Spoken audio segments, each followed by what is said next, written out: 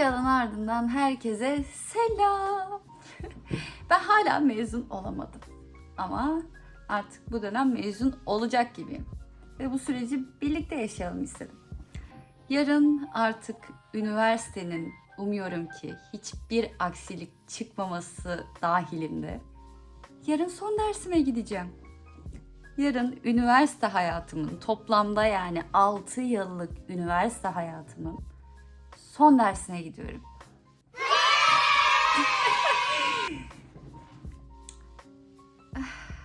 O yüzden bu süreci size çekmek istedim. Umarım beğenirsiniz. Birlikte artık mezun olmamızı diliyorum. Sınav haftamı göreceksiniz. Yarın son dersimi göreceksiniz. Zaten bildiğiniz üzere görsel iletişim tasarımı okuyorum. O yüzden de biraz mezun olamadım gibi. Çünkü işlere ben bir tık daha böyle önem verdim gibi oldu. Ama bu sefer artık başaracağız. Birlikte başaracağız bunu. Hadi o zaman videoya geçelim.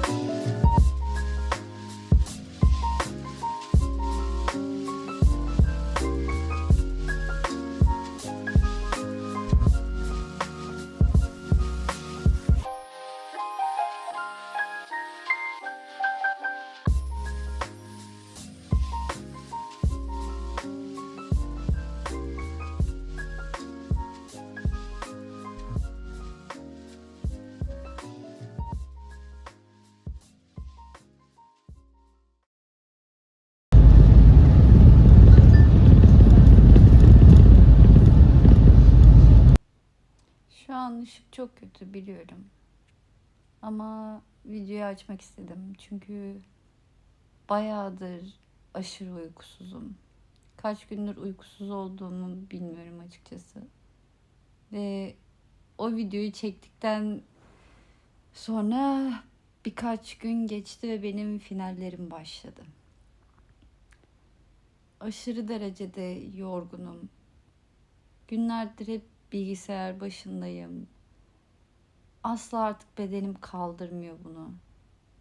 Bir bilgisayar başında o kadar oturmamanız gerekiyor bence. Yani son birkaç gündür yemek yemeye, uyumaya asla vaktim kalmıyor ve bugün tam olarak 3 tane finale girdim. Mezun olmak için resmen her şey için çabalıyorum. Ama her şey gittikçe daha da zorlaşıyor.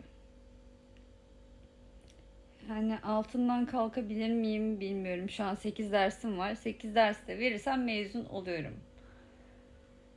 Ama altından kalkabilir miyim bilmiyorum. Yani görsel iletişim tasarımı gelmek isteyen, düşünen birisi varsa bunu bence bir tekrar gözden geçirsin. Sürekli bilgisayar başında bir şeyler yapıyorum. Sürekli yeni bir şeyler öğrenmeye çalışıyorum. Derslerime yetişmeye çalışıyorum. İşlere yetişmeye çalışıyorum. Yani grafik tasarımcı değilim asla sadece. Aynı zamanda video kurgucuyum. Aynı zamanda çekimciyim, kameramanım, ışıkçıyım, sesçiyim. Çok yoruldum. Gerçekten çok yoruldum yani. Ve bugün hayatımda başıma gelebilecek, eğitim sürecimde başıma gelebilecek en saçma olayı yaşadım resmen. Bugün benim 3 sınavım vardı. Ve iki tanesini ben proje teslimi şeklinde zannediyordum. Diğeri de zaten dil diksiyon dersinin sınavı. İlk sınavın teslimini yaptım. Aradan vakit geçti. O arada diğer işin yani ödevin baskısını aldırtmaya gittim. Ve ben sınav saatinde sınıfa gittim. Kapıyı açtım. Bir baktım herkes sınav dizilişinde. Kendimi tutamadım o an zaten. Yani zaten aşırı uykusuz, yorgun ve aç olduğum için bu derse sınav mı olacaktı ya dedim. Ama maalesef ki varmış ve benim yanımda kağıt kalem bile yoktu. Ve ben birisinden kalem aldım ve sınava girdim. Ders de senaryo yazımı dersi. Ve gerçekten normalde zor bir ders ama bugünkü sınavdan haberim olsaydı en azından yapabileceğimi bildiğim de bir sınavdı. Yani ödev teslimi zannediyordum sadece. Şaşkın şaşkın kaldım. Sonra sınav kağıtları dağıtılmaya başladı. Ben yine kendimi tutamadım. Artık sinirden gülmeye başladım. Çünkü benim 5. yılım bu. ADÜ'deki. Yani bu bölümle 5. yılım. Ondan sonra o an şeysine kapılıyorsunuz. Yani çok çeşitli işler geliyor. Birçok farklı yere iş yapabiliyorum falan. Yani yurt dışına da sonuç olarak iş gelebiliyor. Yani ben yurt dışından da iş alabiliyorsam ben ADÜ'den niye mezun olmayı başaramıyorum? Ben salak mıyım diye o an bir sorgulamaya başlıyorsunuz. Sonra sınav kağıdı bana baktı. Ben ona baktım. Zaten ben gülmeye başlayınca sınav gözetmeni hoca da dedi ki Acının tatlı tebessümü. Çünkü o kadar yıldır aynı bölümde olup çok az hocamız da olduğu için öyle yani. Ya çok haklıydı. Ben sınavda dop dolu bir kağıt verdim. Hani vardır ya böyle dop dolu ama içi bomboş kağıtlar. Onlardan bir tanesini verdim. Ondan sonra çıktım, artık 3. sınavımı beklemeye başladım. Artık 3. sınava girerken dil diksiyon sınavı. Hem başım dönüyordu, hem artık dik duracak takatim kalmamıştı. Bütün vücudum uyuştu artık. Yani ya umarım geçerim. Yani videonun başında çünkü şeyden bahsediyorum. Bu benim son dersim. Sınavları da geçersem mezun olacağım. Tamam, şu an daha işin bütleri falan var ama ben gerçekten umudumu kaybetmeye başladım. Yani uygulamalı ödevlerde grup ödevleri oluyor ve çoğu iş bana kalmak zorunda kalıyor. Çünkü benim geçmem gerekiyor. Kimse işlere yanaşmıyor ve ben yapmazsam kimse yapmayacak ya da düzgün bir şey çıkmayacak, bunu biliyorum. Ama her şeyi sıraya koyup düzenli çalışsam bile, ki düzenli çalışmaktan kastım günün her saati. Asla bir düzen yok, yani düzensiz bir düzen var.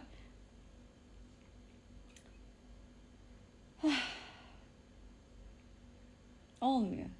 Yetişmiyor. Hiçbir şey yetişmiyor. Her şeye başlıyorum. Bir süreç alıyorum. Sonra başka yetişmesi gereken bir şey bir anda araya giriyor. Sonra diğer yetişmesi gereken şeyler giriyor. Bu sefer ilk yapmam gerekene geri dönemiyorum. Şu an mesela haftaya benim bir tane çekim yaptığımız videonun, yani ödevin kurgusunu yapmam lazım. Seslerini ayarlamam lazım. Color grade'lerini atmam lazım. Sonrasında da videoyu yazdığımız senaryoya göre, yani ben yazdım yine. 6 kişilik grupta.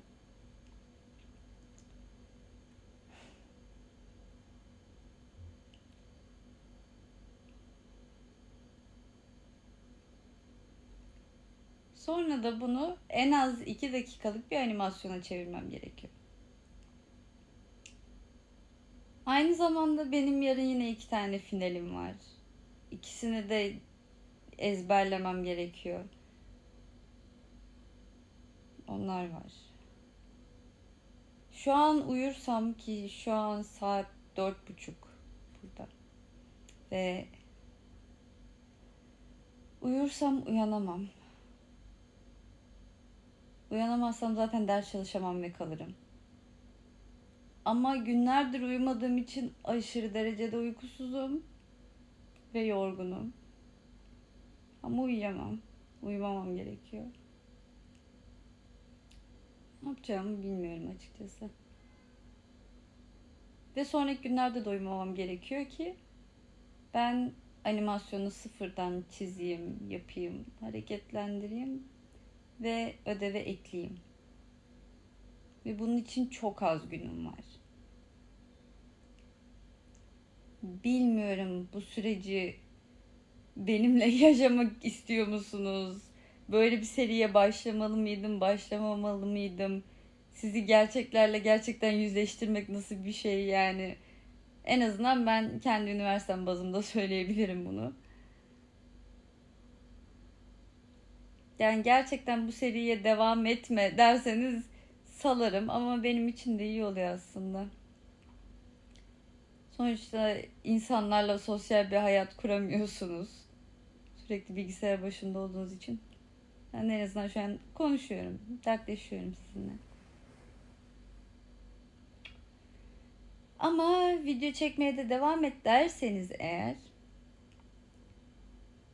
ben mezun olana kadar bu süreci benimle yaşayacaksınız. Yani görsel iletişim tasarımı bölümünü, Adobe okumak konusunu. Yani benimle birlikte yaşamış olacaksınız.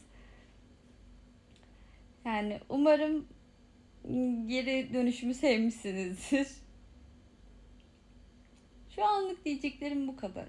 Ara ara yine açarım muhtemelen, bilmiyorum. Belki de açmam. Açarım ama öyle görünüyor. Çünkü dertleşmeye çok ihtiyacım var. Öyle. Hepinizi seviyorum. Hoşça kalın.